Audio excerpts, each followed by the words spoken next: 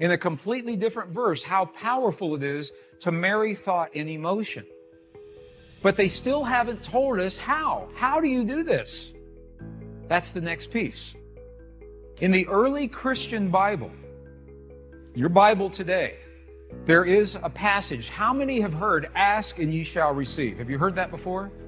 Ask and ye shall receive. Have you heard that? I know people that ask and ask and ask and nothing happens. Because the asking is not done with the voice. The asking is not done, please, please bring this to my world. That's not asking. To ask, we must speak to the field, to the divine matrix in the language that the field recognizes. And a language that's meaningful. The field doesn't recognize our voice, it recognizes the power of our heart. Remember this morning, our heart, we have a feeling, creates electrical waves, magnetic waves. That's the language the field recognizes. So when you create the feeling in your heart as if your prayer is already answered, that creates the electrical and the magnetic waves that bring that answer to you. And you're going to see this in just a moment. Ask and ye shall receive. While we still have this passage in our text, in the Bible that you have today, the King James Version, John 16, 23, 24, what you have is the condensed version. You have the edited version. The edited version looks like this. This is the edited version. Whatsoever ye ask the Father in my name, he will give it to you. Hitherto have ye asked nothing in my name. Okay? Ask and ye shall receive, that your joy may be full. Okay, this is the edited version.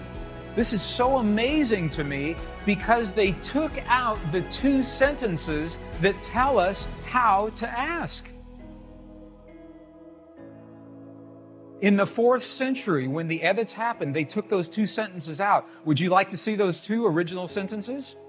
Okay, we'll go back into the original Aramaic and we'll look at a new translation. This is the original Aramaic. It begins, it looks very similar.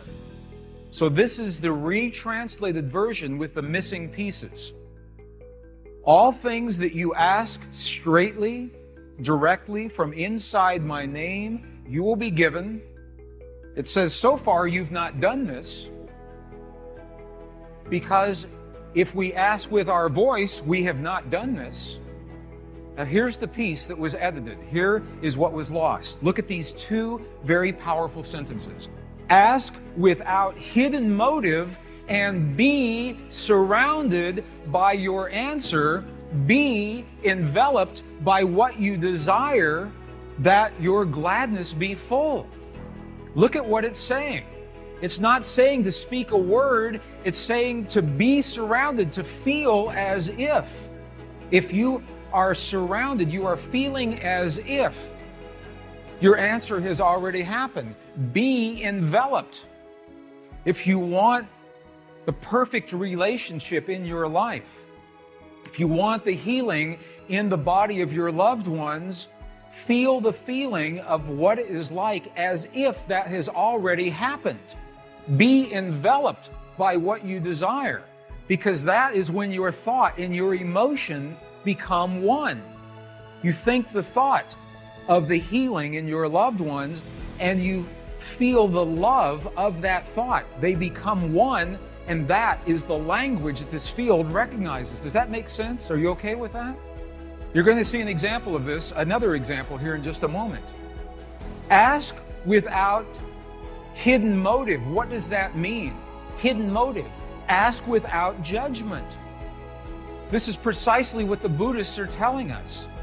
Ask without the judgment of the right or the wrong or the good or the bad. Ask without the ego. Ask from the heart.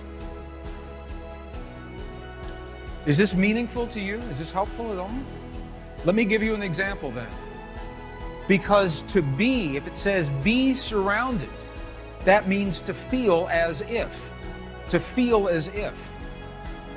Now, if that sounds too religious, because it's from the Bible, we spoke this morning about Neville, the philosopher Neville, early in the 20th century.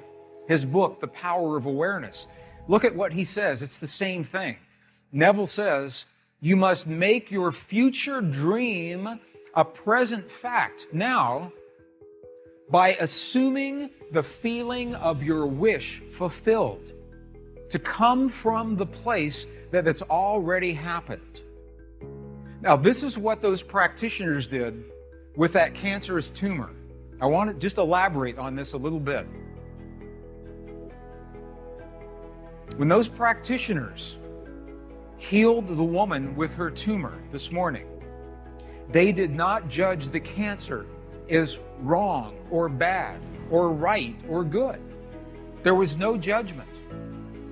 They accept that tumor as a possibility, one of many possibilities, because in the quantum world, all things are possible.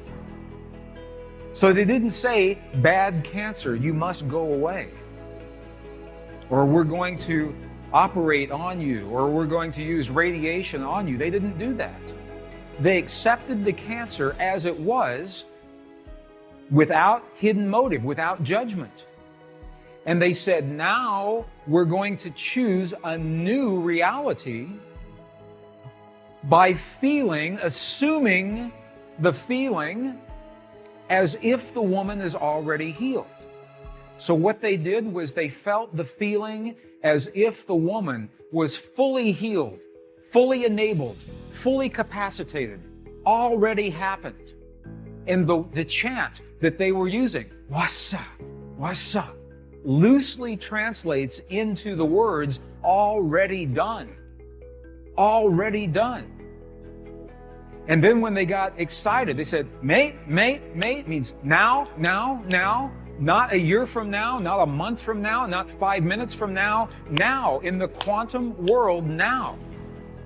And her body responded. It must. Physical reality must respond to the language that it understands. So in the Buddhist traditions, they are telling us the quality of the feeling. And in the Judeo-Christian traditions, they are giving us the instructions to be surrounded, to be enveloped, how to create that feeling. And when you put those all together, it's something that happens in our hearts, not in our minds. Feeling as if the prayer is already answered with no judgment and no ego, and feeling from the result. Feeling from the result as if it's already happened. Are there any martial artists here in the room? Karate experts? I studied martial arts when I was in my 20s and 30s, a little bit in my 40s and 50s. Have you seen martial artists when they demonstrate their focus by breaking a concrete block? Have you seen that? You've all seen that before, right? Okay, here's the secret. Here is the secret to breaking that block. When the martial artist is focused on that block, the very last thing that they are thinking is about their hand hitting the block. Because if they think about that, they know it will hurt. So they focus on what happens after their hand has passed through the block, as if it has already happened. They focus on a place below the block and feel the feeling as if their hand is already in that place. That is a metaphor, that is an equivalent for what we're doing with the power of emotion. Feeling as if the experience has already happened.